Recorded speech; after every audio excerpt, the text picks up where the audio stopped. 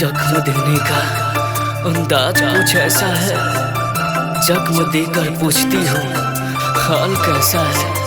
तुमसे सिकवा क्या करूं मेरी जान, सारी लड़कियों का मिजाज एक ही जैसा है।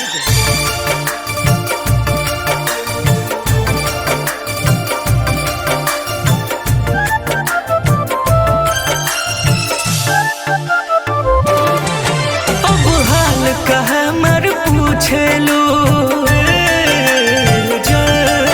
जब दोसरा लगे सुतेलू। अब हाल कहा मर पूछेलू, जब दोसरा लगे सुतेलू। हमर मन नइखे लागत गोरी काल से, एगो कफन भेजवा दा ससुराल से। तू तो दुल्हन बन गइलू सिनुर डाल के, एगो कफन भेजवा दा ससुराल से।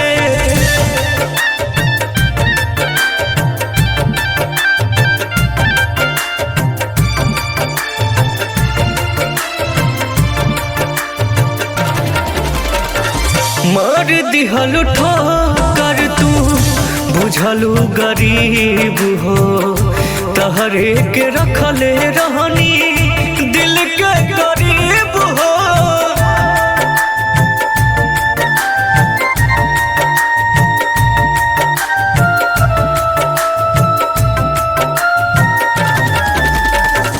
मार दिहलु ठोकर तू बुझलू गरीब हो, तहरे के रखले रहनी दिल के करीब हो। तू ही चाल दिहलू दिलवा निकाल के, एगो कफन भेजवा दा ससुराल से।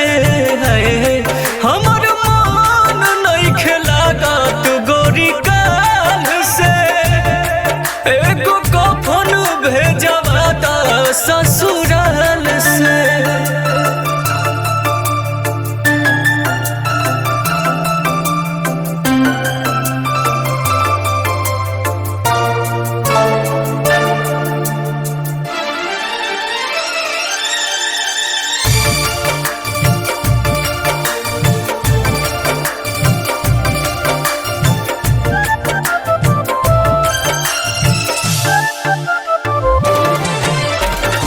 चल गइलू लागे तू मुन मासूम के, दुआ बाबी नहीं आके रही हो सकून से।